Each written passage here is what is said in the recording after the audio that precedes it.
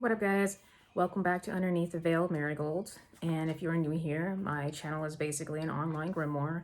I vlog, I teach you guys how to do spells and amongst many other things, and I share a lot of my unpopular opinions here, and that is exactly what I am going to do today. So those of you who enjoy my unpopular opinions, stick around. Those of you who don't, click the fuck out. Today's video is going to be a tag. The tag is called, "What Kind of Witch Are You?" And it was originally from Alvine. I'm pretty sure a lot of you follow Alvine or know who she is or stumbled across some of her videos. She has a pretty big influence here on YouTube, and she is a very passionate, creative person, and I do enjoy watching her content. I did follow a new person recently. I think her name was Gray Hunter, and she was doing this tag, and I did not know about this tag until I stumbled upon her channel, so I will give a little link or her username below if you want to go ahead and follow her too. She has some great content on her channel as well. And thank you for doing this tag, or else I wouldn't have known about it. And I'm going to go ahead and go through the many questions on this tag. There's a lot of questions, so you guys are really going to get to know the practitioner behind the spell work that I share here online.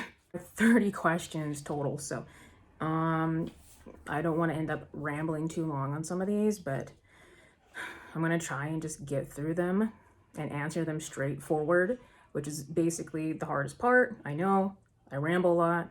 I'm really going to try hard not to and just answer the damn question. So I'm going to go ahead and start. Any of you watching this and you have a channel, feel free to do this tag because I love hearing people's unpopular opinions, especially from witches. So if you do it, let me know. I would love to hear it. I would love to watch it. Question number 1. When did you first know you were a witch? I knew very young that I was different, and here's the usual spiel that everybody blubbers about, that they knew they were different, but that's truly how I felt. I knew I was different, and I was always into things that were unknown, unseen, and that usually had to do with magic, mythological creatures, things that most people didn't really care about because it wasn't actively in front of their face. Those were the things that really enticed me the most. When I was a little girl, I would check out books that were about Egypt. I love Egypt, and I still do to this day. Now I just research way more about the magical aspect, like how their practice was, how their religion was, before Islamic Muslim practices took over. That's what I'm into, before all that came over and took over their old practices. I'm into the old ways, the old practices of Egypt. But I knew when I was little, I knew when I was very young, I would be outside during recess, collecting plants and stuff and pretending I was making a thing to, do some spell work. I would take grass and make little dollies out of it and stuff. And I had no idea that that was a Native American sort of thing, to create these dollies for protection and to ward off entities and stuff. I didn't know. Okay, nobody taught me anything. My mother did not practice. She was also into magical things and, all that sort of stuff and magic, but she never pursued it actively. I'm the only one that I know of that has. But then again, I do not talk to any of my family members, not even my mother, not even my father. So I don't have any stories there, okay? But I knew from a very young age. I would say it dawned on me probably around 6 years old. I was young. I knew what I liked. I knew that there had to have been something more than what meets the eye. So I was around 6 years old when I knew, but I wasn't actively practicing witchcraft until about 8 years ago. I read about witchcraft, once I got into my early 20s, I started exploring, reading, and slowly finding out that the things that I was doing when I was a little kid, had no idea, were actually really old ways to do things. So that made me start researching past lives and, falling into astrology, learning about this and that, moon phases, yada, yada, yada, you already know. But that's when I really knew that, yes, I meant to do this. This is something that I've inevitably been reincarnated to keep doing because there's more to explore. So that's when I knew. That's when I knew, and this is where I am now. Question number 2. I think I already answered this one. This one is, how long have you been practicing? I have been practicing for about 8 years now. Before then, I was reading a lot about it for about 5 years prior. I was just reading, learning, taking it all in, and trying to figure out like what I wanted to do with my practice. What are my goals and what did I want to learn and lock down? And then I realized I already knew what to do. I didn't need these books to tell me what to do. Intuitively, I already knew, and I would just start creating my own spell work. I didn't care about the fucking books. I created my own spells. I was my own trial and error. And I still read books about witchcraft and stuff, of course. And I found out the stuff that I was doing was already tried and true for a lot of practitioners. So we all intertwined and synced up in that sense for a lot of practices that I just thought I made up. So I was doing pretty fucking good, and I'm still doing pretty fucking good. I'm not gonna keep tooting my own horn because that is highly annoying for most people. So, but yes, 8 years, about 8 years. Number 3, what kind of witch are you? I don't care about labels. To me, a witch is a witch. It doesn't matter like what you practice. Practitioner is a practitioner. If you want to call yourself a witch, a shaman, a mage, whatever the fuck you want to call yourself, go ahead. I guess would be an eclectic bruja because I practice a bit of everything. I like to incorporate a bit of everything because I don't want to experience this lifetime not knowing what it would have felt like or how the outcome would have been if I tried a certain thing, because there's no point in closing yourself off and just becoming like a hedge witch, or I strictly only practice necromancy, I strictly only do this. To me, that's ridiculous. You may as well just practice it all. Why the fuck are you only practicing one? I get there's certain ones that you might like more than another, but that's no reason to sell yourself short, basically. I mean, witchcraft is great for all aspects of your life, not just healing, you know? So I practice all of it. I want to learn as much as I can from many different cultures. Question number 4. What path or tradition do you follow? I am highly eclectic. And that's exactly what it sounds like. I take practices from everywhere and just kind of put them together and make my own. That's what I do. That's an eclectic witch, eclectic bruja. Number 5. Is your craft devotional or secular? How do you incorporate your faith into your craft if you do? My craft, I wouldn't say is devotional. Not entirely. I do have goddesses and gods that I do call upon and I give offerings to. So I guess that would be devotional in a certain sense, but I honestly don't call them forth for every single working I do. I rely on my own energy and elements. So with what other energy that's going on, like the moon phase or a certain day of the week, I just call forth that energy, that planet that's ruling over the day or the time or whatever I'm doing. I call forth the energy that is most highly present to utilize in my craft. I don't believe in calling forth Basta and Ganesh every time I need help doing something. Does that really make you feel empowered when you have to use someone else to help you? No, you're a little bitch. You can use your own power and get exactly what you want. You don't need to be calling forth deities all the fucking time. You don't. They're not at your beck and call to do that for. It's ridiculous. As much as I admire Egyptian deities and like Hindi deities, I do not call them forth all the time. I only have a few. I got Set, I got Bastet, and I got Ganesh. And I'm happy with those 3. That is more than enough, okay? So, but I don't feel the need to be, hey, come help me, help me, help me. That's fucking ridiculous. That's just so needy. Help your fucking self. That's what witchcraft is about. Anyways, I'm moving on. Number 6, are you a closeted witch or are you out in the open? If so, how do your friends and family feel about your path? Honey, I'm out in the open. I've been out in the open. I don't care. When I was with my ex, he was scared when I first got into this stuff. And I was like basically tiptoeing into the most lightest white light form of magic just to experiment with what I wanted to do, really. It's not exactly what I was interested in. I felt like I could have went full throttle into some shit if I wanted to, and everything would have been fucking fine. But he was so fucking scared that I held back a lot.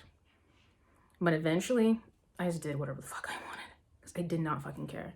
I was like, if he divorces me, whatever. Our relationship wasn't good anyway, so I finally got to the point where I was like, I'm better off being fucking homeless. I've been homeless. I was fine then. I'll be fine now. So that was the mindset that I took. I wanted to be authentically me, and I did not want to hold that back for any fucking body. And I'm never going to do that again.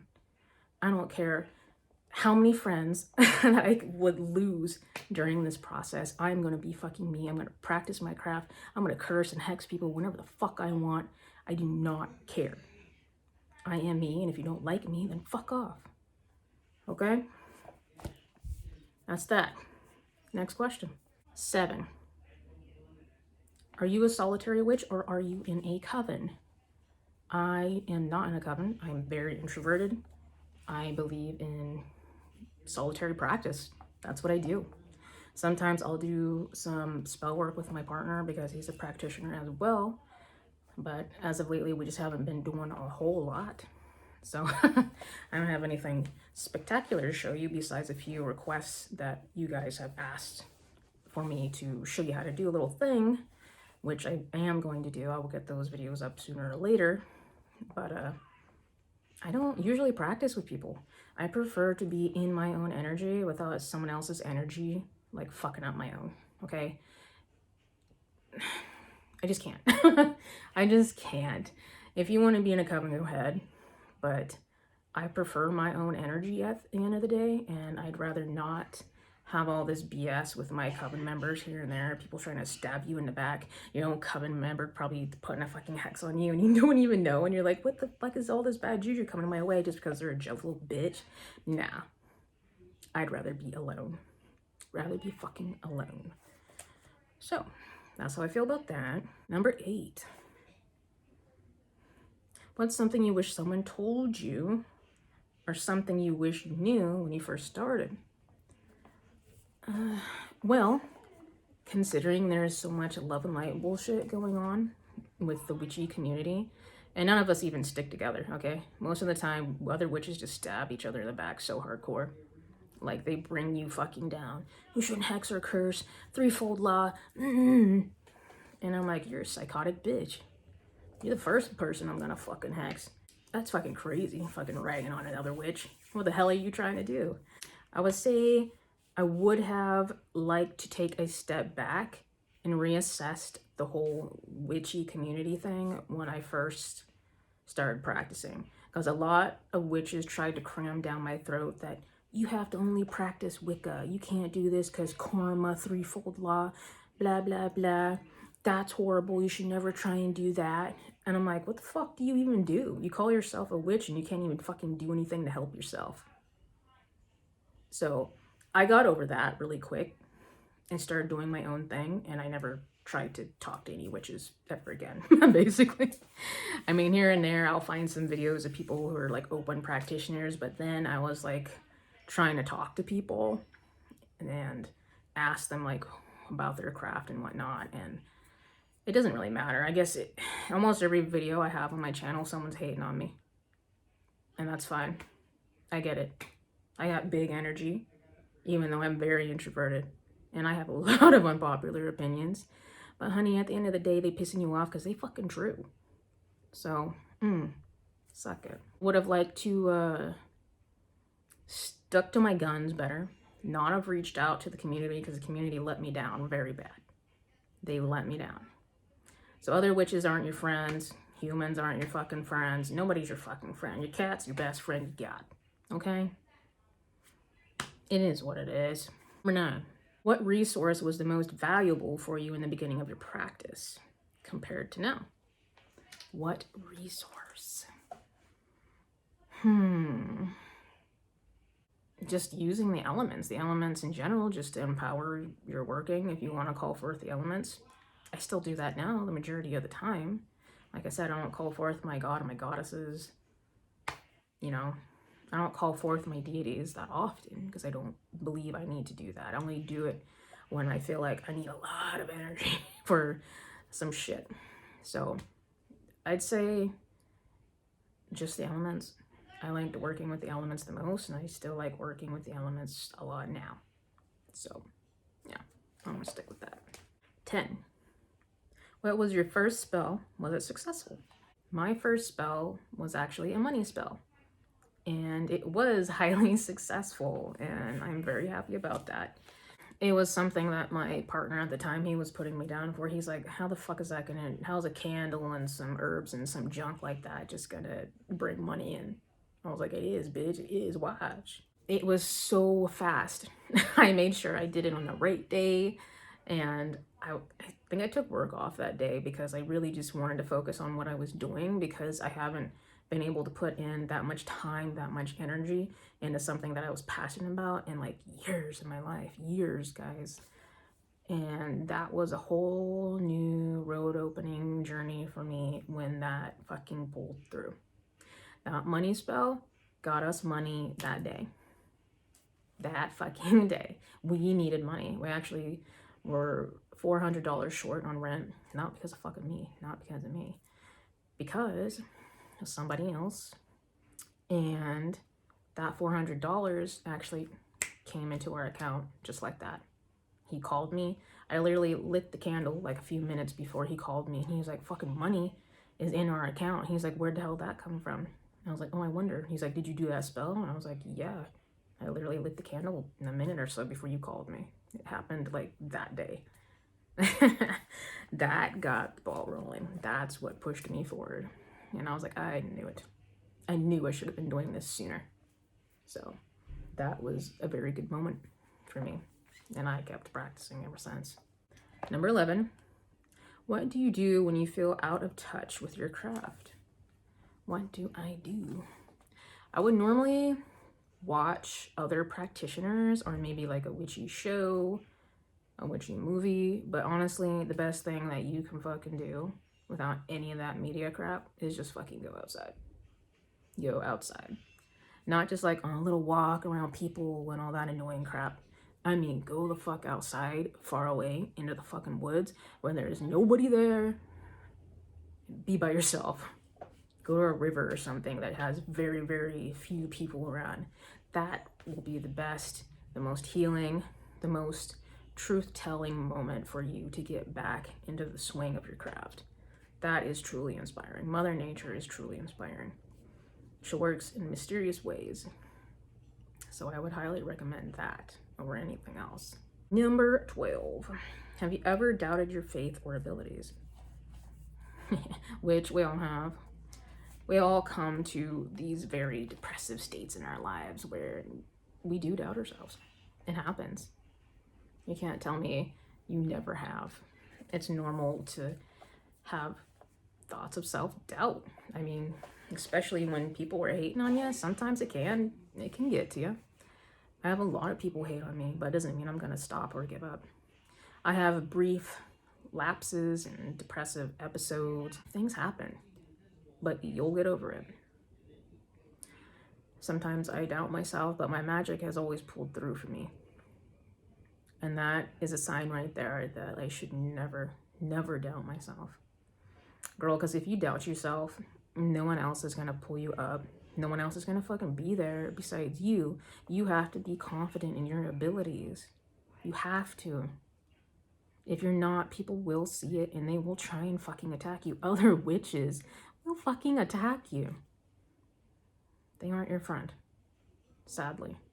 I mean, if you find a few witches that you guys are in the same headspace, that's fucking mint, but very rare, very rare. But yes, I have doubted my abilities a few times. But no matter what, I always tried as hard as I could. I put as much energy into it and passion as I could. And it pulls through at the end of the day. It always pulls through. You have to be in it to win it, or else your spell work just isn't going to manifest. Okay, enough rambling about that. Number 13. What are some grounding techniques that work for you? I would love to say meditate, but I haven't had a lot of time, quiet time for that, really, in general, in a long time. I have not meditated the past 3 years. And it's something that I would like to do, but I don't have the quiet time or the ability to do it anymore. I would say the most grounding technique you can do is just go outside. Like I was saying earlier, go into nature, secluded nature, not with a bunch of people where they're clouding your thoughts and your opinions. Go by yourself, be alone. Be alone with your thoughts. Figure out what you really want. And that'll bring you back. You could sit there on the ground, you could sit next to a river, hearing the sound of water, just like going to a beach that's kind of secluded without many people there. That helps a lot. Or artistic outlets are good too. Molding clay just alone, or sketching by yourself. Something that you can actually do that gets you into like a relaxed, grounding, meditative state. But you're enjoying what you're doing at the same time. That always helps me to get centered again. So whatever that is for you. It can be exercise even, like swimming, lifting weights, whatever. Whatever gets you into that zone, you know, to be in touch with your mind, body, and soul. Number 14. What's your biggest pet peeve in the magical community? Oh, I think I've already mentioned it. Other witches not helping each other out, putting each other down. You're no better than the humans. Really, you are making us all look bad when you do that. You should respect other witches' practices and beliefs and stop putting each other down just because one tiny minute thing just didn't float your boat and you wouldn't do that. I'm like, you may as well go fucking be Christian at this point. Like, what the fuck is wrong with you? Why practice witchcraft if you're going to put limitations on yourself? Fucking crazy ass witches? My God. I don't even know if you have the right to be called a witch at that point. Like, you should be stripped of your title now because you just bashed another witch. It's fucking crazy. But yeah, that's my biggest pet peeve. Other witches. People in general just piss me off, man. 15. What was your biggest spell disaster? I haven't had any spells. No. No. When I did my crossing spell, that took a lot of energy because I was doing crossing hex. When I was doing my crossing hex, I wouldn't say it was a fuck up because it did work. It worked phenomenally. I was hexing 2 people at once, and I think I only posted like a short clip of it on Instagram. I'm eventually probably going to post it on my YouTube channel, and then eventually I guess I'll show you guys how to do it, but I don't really like to use my stuff unless I have purpose to like show you guys for, or else I'm just wasting materials. It is what it is. I still want to show you guys how it's done, but that one took so much energy, and I was working a lot of late nights building up to that hex, and just doing 2 hexes at the same time. It took a lot of energy. It really did. It took a lot. I was already tired. I was already worn out. And right after I went to the crossroad to go discard it, I came back and I was like, man, I feel real bad. Like tired, exhausted, felt kind of sick. And sure enough, a couple days in, I actually got sick. It wasn't the worst sick ever though. It was just, I got like a cold and, you know, this sinus crap going on, but I did get sick after that. I should have known better to try and push that out when I was already feeling energetically drained, but I felt like my prime opportunity for using the energy that was present was going to be gone before I could use it. And that was a wicked ass night. We had a wicked ass storm that night too. I remember walking down to the crossroad to go pop that shit into the ground, and I was like, man, energy hella fucking wicked. Yeah. So that, I guess that would be my disaster. The only other disaster I could think of is like when you are about to start your working, but you don't have all your shit together at your altar and ready to go, and you have to get up multiple times to go get it, and you're like, oh, my concentration is so fucked. As the years go by, you get better at accumulating all your shit and just being ready. So yeah, there's some things. 16. What is your view on black magic? Obviously, if you guys have been following me for some time, I am not obliged to black magic. I practice black magic. I do whatever it takes to fucking fuck up a motherfucker's life. Okay? And I feel like that is totally within your power and perspective of the situation to do so. I'm not going to put anybody down for doing that. You're a witch. You're supposed to own your power. So you do whatever you see as fit. All right, moving on. Number 17. Is witchcraft an everyday thing, or is it only for special occasions?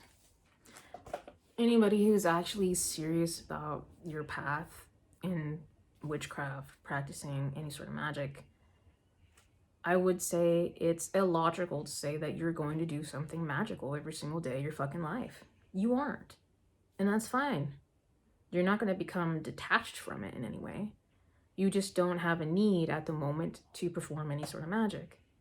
Yes, you'll still give offerings to your deities and whatnot. And that's about it. You don't really need to do much anything else. Okay? You're just showing the sign of respect that you still want that connection. You still want to work with them. You still want to just have them present in your life. You don't need to be doing witchcraft. You don't need to be doing spell work every single day. You know how exhausting that is? I do not do spell work every single day in my life. And I am still a witch. Okay? I'm still a bruja. It's not necessary to keep up with that. Just what, for appearances? That's ridiculous. You have nobody to impress but yourself. If you want to do more spell work in your life and you feel like you need to keep that active so you can stay inspired and stay attached to your craft and just in it, get in that headspace, then add little things in there. Add little short, small bursts of spell work in there for something that you like to do in the morning, like enchanting your coffee, glamour magic when you put your makeup on, simple shit. You can make scrubs and facial washes and body scrubs and stuff and enchant those. So every time you take a shower every day, all you have to do is enchant the incantation while you're getting ready, cleansing away the grime. And that's witchcraft right there. Okay? You don't need to go out of your way to enchant and bless every fucking thing in your home, every meal you make, every fucking thing you touch to make sure it's protected. That's fucking crazy. You know how exhausting that is? That right there will separate you from your craft because it's exhausting. It's like forcing a workout routine that you're not actually that into. You will fall off the bandwagon. That's how it fucking happens. So make sure it's something that you can implement and you know that you told yourself it's not necessary to do every day. It's really not. It's the small things that count. They keep you inspired, they keep you going. But you don't need to practice magic every single day. That's ridiculous. You don't have to. It's okay. You're still a witch at the end of the day. You're still magical as fuck. All right, next question. 18. Do you meditate? Used to. Don't do it anymore. Meditating for me is like some form of creative art outlet, like I was saying earlier, or I'm going outside. Maybe going swimming in the summer. That's probably about it for meditating. Yeah. All right, moving on. 19. Do you practice divination? If so, what techniques do you use? Yes, I do. And there is a form of divination that I do that I wanted to show you guys because I don't see too many people here on YouTube and the YouTube witcher community showing how to do it. And it's simple water bowl kind of scrying technique. And you would use moon water or you can just use regular water. And you would need a few drops of blood. I do 3 drops of blood into the bowl. And I just watch the blood move around and swirl around and it creates images for me. And I just remember what I saw. I go into like a trance state and I start downloading messages from what I saw going on there. You can light some incense or a candle and just, set up like that with a clear bowl. I use a clear bowl because you want to see the blood moving around in the bowl. So that one is actually my favorite technique. And that's the one I use the most.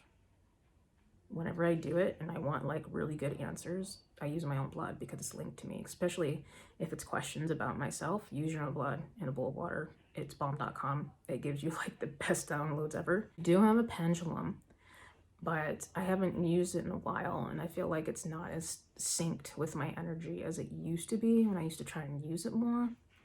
But that is something that I would actually like to get back into. And I do have an oracle deck and tarot cards, but I do not use those that often, even though I am good at reading them. I just don't really care so much for that technique, you know? I like cartomancy. That is fucking good shit. Like if you just have a fire and just watch the smoke intertwine and create images, I get good downloads off of that. Good downloads off of reading smoke.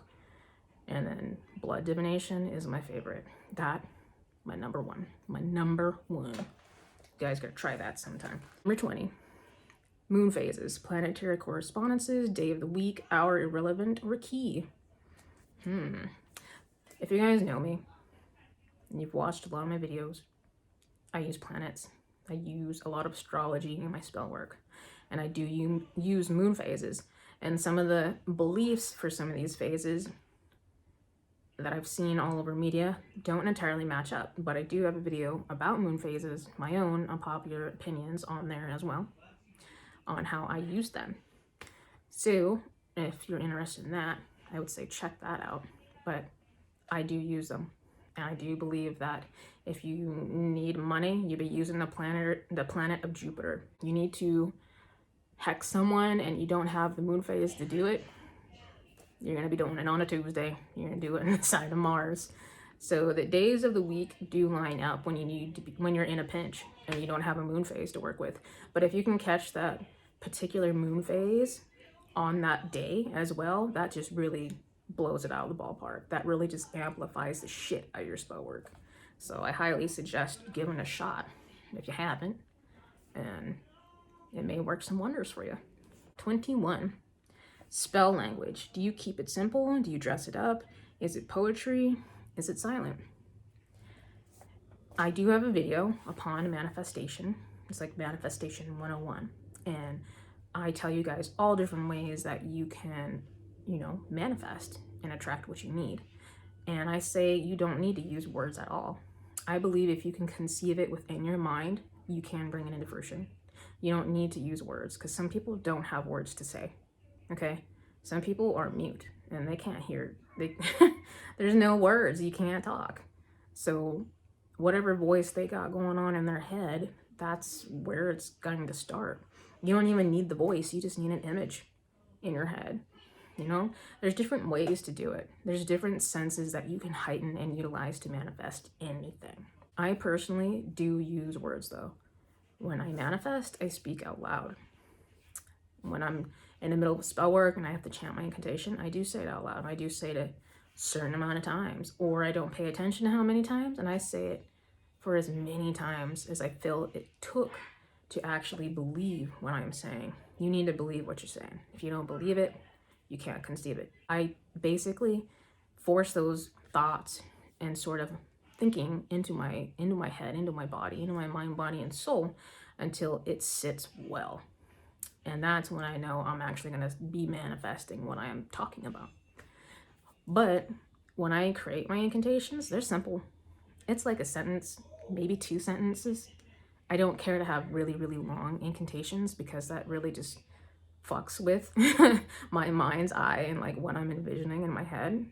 It just throws me off because I have to focus on the words so much that I'll end up stumbling over those words because it's just too much going on for me right now. And I don't like that. I like to feel empowered with what I'm doing and how I'm saying it, how I'm presenting it, and not having to focus on like a whole fucking paragraph of shit to say. That's just too fucking much. So I believe in keeping it simple. Simple is great and it's always worked for me. 22. Do you keep a Book of Shadows or a grimoire? I do have a Book of Shadows and I'm currently thinking about making a separate one for kitchen witchery, and possibly if I get into another aspect of the craft, I might make another one. I just, categorize things in there just like that. Right now I do have a Book of Shadows that has like everything in it. So it has food magic, it has chaos magic, it has divination, it has all the tidbits in there just clusterfucked together. I think eventually I do want to separate all that. Might end up putting some of those into this and having it be a separate concept of its own. We'll see. I do have thoughts and stuff. I'm just not quite sure which direction I want to take that at this point in time, but I'll figure it out. I got time. All right, 23. Do you have an altar? Is it dedicated to any specific deity, season, or anything else? Yes, I have an altar. I have 2 of them. The one behind me is for Dia de los Muertos, and I use that to communicate mainly with my deceased familiar. I don't have anyone else that I would call forth to use for that altar, so that is mainly for her. That altar is strictly for her, basically, because I don't really have anyone else that I would want to talk to that has passed away in my family. My family that I known, that I got to meet, they aren't the best people, and I don't care to stay in contact with them. I know that sounds pretty shallow, and a lot of people are like, that's your blood, though. You have to stick by your blood no matter what. I don't believe in that brainwashing shit.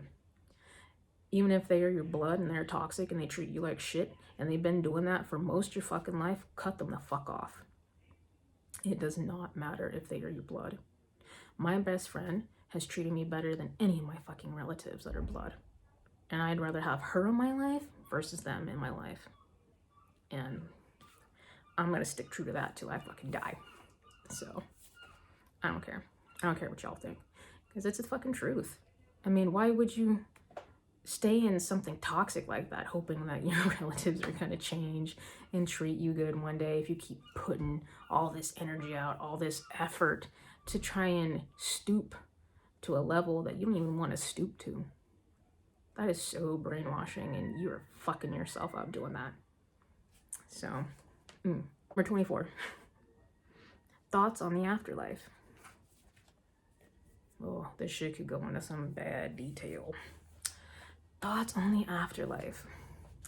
Since I do believe in past lives, I do believe that we do get recycled, but we don't have a choice in when we're getting recycled.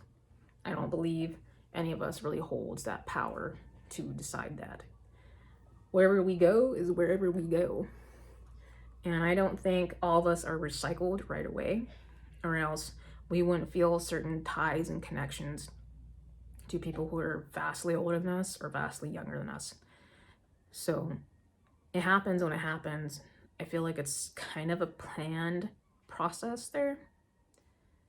So I feel like we can be held in limbo for a while, like in a holding past life recycling area, and someone's designing the right time to just let this drop. It may not just be one creature, one deity or whatever doing it. It could be multiple, obviously, because there's so many gods and goddesses in every single culture. So I believe it's something like that, and we just don't have a choice. They kind of just decide for us. But I believe you can be held in a certain area where you actually get to go home, and you can finally be home and be happy about it. There's no guarantee what you're gonna be in your next life. It could be a fucking tree. It could be an ant. It could be anything. So I guess you should be pretty thankful for what you have right now. Being able to decide what you want to do with your life. So who knows? There could be stages of reincarnation that are way better than being in a human vessel. Like, I think there totally is, but I ain't there yet. Or maybe I was. Maybe that's why I don't feel at home in this world. So I never feel at home here, no matter like where I go. So yeah, there's too many things about that. I feel like we can get stuck not wanting to move on because a lot of us could probably be afraid that there's nowhere to go and there's nothing left for us, or if you're going to go to hell if you believe in that brainwashing religion. But I believe there's other scary things that could happen to you in the afterlife, not just this hell scenario that a lot of people fear. So you don't know what you're going to be. It's the unknown that really scares you because you're not in control. That's the scariest part. But for me, as I always say, it is what it is. So there's some of my opinions, and they were kind of scattered and obscure, but I'm gonna move on. Number 25. Do you or would you teach a practice of your craft to your children? I don't have any biological children, and I believe my partner's son is not interested in this shit at all. He prefers like video game things of witches and mages and stuff. But if it came down to actually practicing this craft, I don't think he would have the attention span for it. At least not at this point in time. We could try when he's older, but I'm gonna leave that up to his dad. So I'm not gonna teach him anything. But if someone came to me that's not my child, like my best friend, and she wanted to learn some things, and she's serious about it, I'd teach her, because I trust her. It's very rare that I trust anybody. I would show my best friend some things, or someone that I got to know over many years, like my partner, if he asked and he was trying to learn a thing, yeah, I'd show him. I show him in a heartbeat, like the way I do it, but I don't expect him to do it that way. I expect him to just use it as like some sort of guidelines and then just intuitively feel it out and make that match the energy that he has, instead of trying to do it the way to a T that I did it, and it doesn't completely resonate with him. Because if it doesn't resonate with him, it's not gonna work, right? So I can only show you so much. You have to take what I've shown you with a grain of salt and tweak it in a way that it's going to work for you, for your energy. That's where you have to feel it out. That's the whole point of intuitively feeling out your spell work, being connected with yourself. That's a big thing when being a witch. You need to feel that connection with yourself. So don't just look at someone's spell and be like, I'm doing that, and then don't implement any of your own tweaks or changes in it. It doesn't mean it's gonna work for you. Like, I'm pretty sure there's a lot of people out there who watch my videos and are like, yeah, I'm gonna fucking do that. She showed me exactly what to do, the exact incantation, and they're just gonna match it. But these people hate my fucking guts, but they be using my spell work though. I'm like, how is that gonna match your energy if you don't even like my energy, but you're gonna use my fucking spell work and think it's gonna fucking work? Don't think so. That ramble aside, 26. Do you have a totem animal? If so, what is it? I mean, I have animals that I like, but I don't have a totem animal. I mean, I really like cats, and cats really like me. So that could be a thing, but I feel like that's just too common. I think owls are really cool, but I have no idea if they like me. But yeah.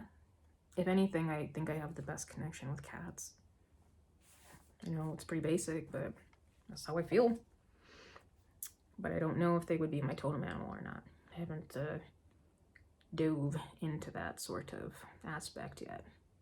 I think a lot of people usually do when they first start out, but it just wasn't something that I really cared to do at the time. I was focused on other stuff. So, I don't know.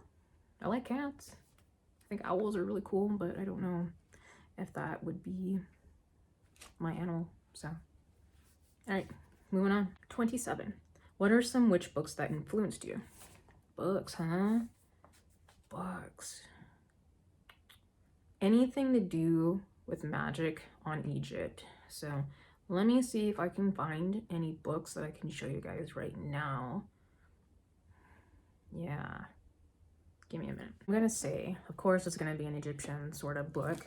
Would be the Book of the Gates. It has the translation of their magical scriptures in here and their viewpoints on the passing of the dead and other magical influences, obviously. So if you want to learn more of like the Book of the Dead and all the magical scriptures and the rituals that they would perform to prepare bodies and stuff to be buried, and how they view the afterlife when people die, then I would get this. This is a massive read. I got my markers. I got markers in like everything though, especially when there's something that I wanted to look into more and possibly use in some sort of spell. So, like I said, I incorporate a lot of things, like especially older, tried and true folkloric sort of things. So this is a very good read. It's very detailed, very detailed. There's a lot of information in here. You need time to sponge it up as you read it. You might have to read it a few times to kind of make it click. Let's see, let's look at a thing. So, like, the way they talk is in a philosophical sort of way. And some of the things that are quoted in here from the Egyptians are, it's almost like Spanish, you know?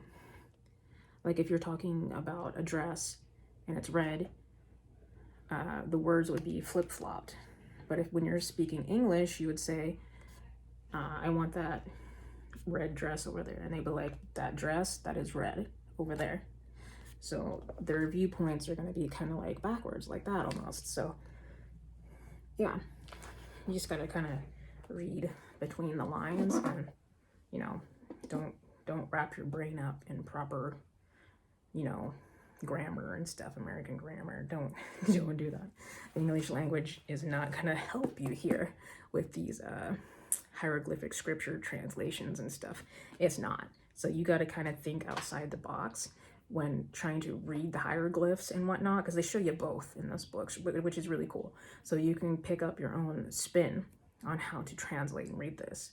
The hieroglyphs are meant to be able to be read by just about anybody, to pick up a perspective, a viewpoint that you may have not seen before if it was just in plain words, the plain word way. So there's many viewpoints and takes on it. So just want to get that out there. But this is a really good book if you want to get it. It's kind of pricey. When I got this, it was like, gosh, I don't remember. I honestly don't remember. I got it off Amazon though, so if you find it on Amazon, I don't know how much it is anymore, but it was worth it. I'm enjoying my Draconic book a lot. Posted that on Instagram. So if you guys don't follow me there, I'm gonna go grab it and show you that. But I wouldn't say it highly influenced me in any sort of way. It's something that I was always familiar with because I work with the elements, and dragons are massively influenced elements. Like, they are portrayed as elements. So it's something I've always felt in touch with, but I never actually worked with draconic energy. Okay, so this book is called Dancing with Dragons, Invoke Ageless Wisdom and Power. This is what it looks like. And it is about dragons, and I really love the artwork. It's fantastic. It really just gives you these nostalgic sort of vibes. But it literally teaches you everything you need to know about working with dragons and the experience from the practitioner about working with dragons and anything that you could possibly need. But the practitioner is very logical and humble about the approach, which is great. I adore that. It's well written. You guys will learn a lot. If you like working with the elements, I highly suggest this because they are portrayed highly as elements in this book. So it's a good read, really. I don't know if it's something that I would say it highly influenced me, since the practitioner has almost the same exact viewpoints that I do. But I do highly enjoy the way this book is written. I enjoy them explaining their experiences that they have working with these creatures. There's not many books out there talking about working with dragons. The only books out there that you'll see about dragons are people trying to kill them because they're scared of them. You know, try to kill everything that you're scared of. Oh no. Well, what's new? It is a really good read, and it brings me back to basically feeling like a child again. That sort of feeling, because I didn't really have a childhood. My childhood was damaged goods. Damaged goods. So it only lasted for so long. So whatever kind of, what I can remember of it, that book kind of brings me back to that. And I really appreciate that. So yeah, those two books for now. If I find anything else that I think is like, you gotta get it, you'll probably hear about it like on any sort of social media platform. So okay, number 28, tools, handmade only, natural materials. I only need my will. Anything works if I want to use it. I do like some tools, but at the same time, I don't believe any of them are really necessary. If you have the power within you and you know how to channel your energy well, you really don't need anything. You could literally be walking by and bring into fruition a spell to get some revenge. And as long as you can envision it and get into that state of mind and speak that, you know, you don't have to speak either. You can just literally envision it. You can just focus all your fucking energy and envision it. You can literally just be in nature, use a fucking leaf, put some fucking dirt in it, and then like fold it up or throw it into the river to get rid of some filthy fucking human being that you don't want in your life anymore. It can be as simple as that. You can really use anything. So, but that's what witchcraft is about. It's using what you have. It's not going out of your way to obtain something that you know is not entirely feasible to keep around 365 days a year. So use what you got. Get creative. If you feel it'll work, guess what, bitch? It's gonna work. Number 29. Do you have a magical name? Nope, I do not. I like my real name, and I guess for my YouTube channel, this is called Underneath the Veil of Marigolds, which is my updated name from one fit Bruja, because I wanted to eliminate the fitness aspect from it and focus more on the spiritual and magical aspect of it, and things that I'm digging deeper to pull out of me. So that's why I changed the name, because I wanted to dive deeper. And yeah, I have a whole video about that. I don't need to keep rambling about it, but I prefer my real name. I mean, on Instagram, if you guys follow me, it says Yarida Perez. That is me. That's my real name. A lot of people can't pronounce my name, which sucks, because I like the way my name sounds when it's pronounced correctly. If you're Latino, you can say my name so easy, like real easy. Anyone who is not, I'm thinking like, I've had Hindi people pronounce my name like perfectly, but because they can roll their tongue good. Arabic people can pronounce my name perfectly. It's just, anyone who's white kills it.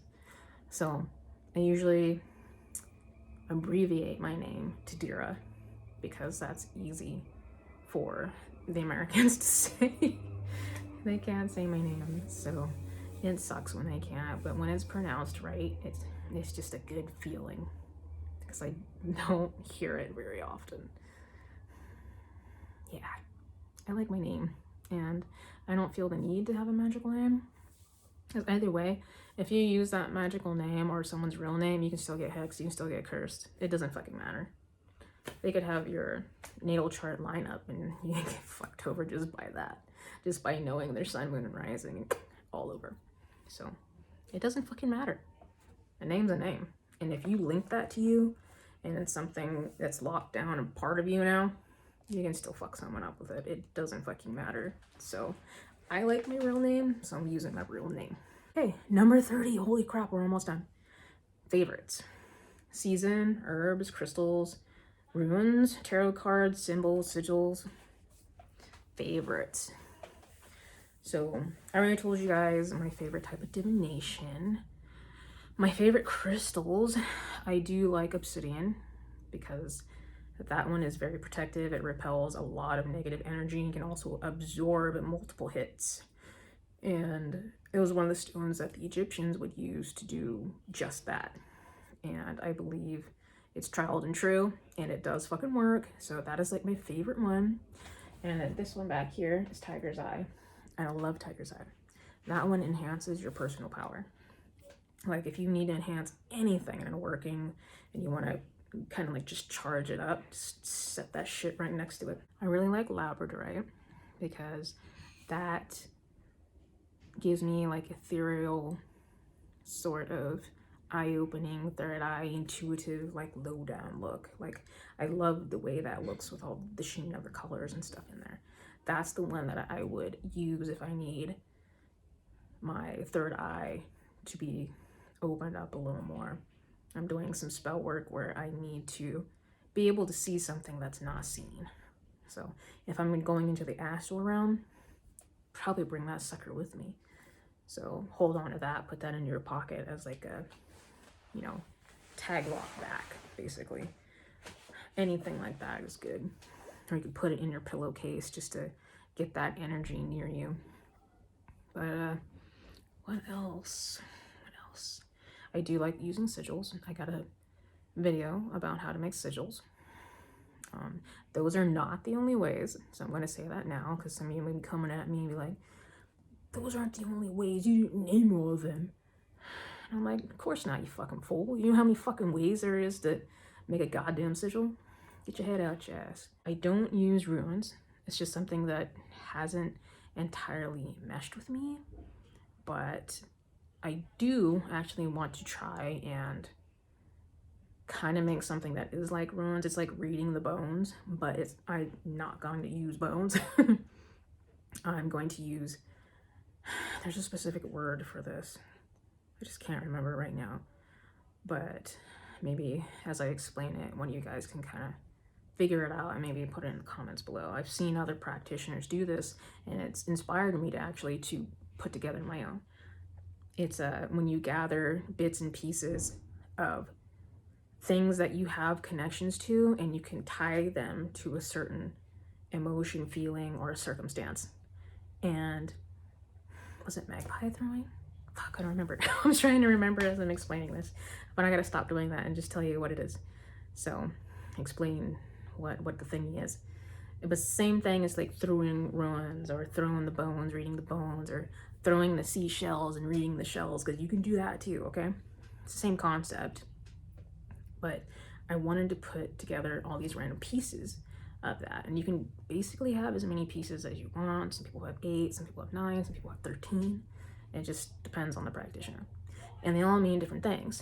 And where they land and scatter, like your crystal could be over here, your seashell could be back here, the button from your coat could be over here. Like, they're all random bits and bobs, but they all tie together for a circumstance, certain revelation, certain emotion. So I want to create something like that, and I want to charge it up with the elements and my own energy, of course. But yeah, and once I accumulate everything and I've, consecrated it with my energy, and I've been using it for a while, I want to show you guys like what it means and give like a demonstration on how to use it. I think that would be pretty cool.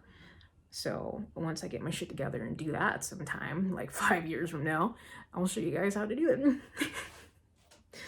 I know me. Let's see, anything else? I have a video on herbs and spices, like my 5 favorite or 6 favorite, something like that, my favorites. So I don't want to keep going over all that. My favorite season, okay. I have a couple seasons that I like a lot, but even though I'm a Capricorn, I actually do not enjoy cold weather. I fucking hate it. I hate snow. I fucking hate snow. I hate it so much. I enjoy hot, dry weather. I really do. If I could go live in the desert, I'm there. So, but like I said, I think I've had multiple past lives, like in Egypt, because that's what I see a lot of the time when I try to see more lives. That's where I go. So that's what I like seeing. That's when I feel the most at home, is when I see those. So I think I am supposed to live in that side of the country. So, but I do like summer. Summer is one of my favorites, but I also enjoy fall because Samhain's in the fall. And I enjoy feeling the sensation of the veil thinning. That's when I feel really powerful and like I have a lot of energy to give and put forth into creation and just bringing shit in. Like, I feel very powerful at that point in time. My moon sign is in Scorpio, so I think that time really lines up well with my energy. And there's so much energy to use when the veil is thin, because there's so many spirits walking between the world at this time. Like, your communication can be off that hook during those, that I would say up until December. Like, I feel that sensation not as strong, I would say, as like during the October month, and maybe like towards the end of November, and then it kind of trickles off towards December. But I can feel a lot of energy shifts up until that point. So the veil's thin and the energy changes, and that's for sure something that you can feel. So yeah, those are my seasons. Those are my things. I think that's about it, guys. I think I'm done. What this tag really should have been called is the Unpopular Opinions of a Witch tag. That's that's what it should have fucking been called. I'm gonna have to make a new tag. So we're gonna start a new trend. But that's it. Those are the 30 questions. And I will type up all these questions in the description box below. So if any of you guys would like to participate in this, feel free, and I would love to watch it. All right. I will see all you lovely little brujitas next time.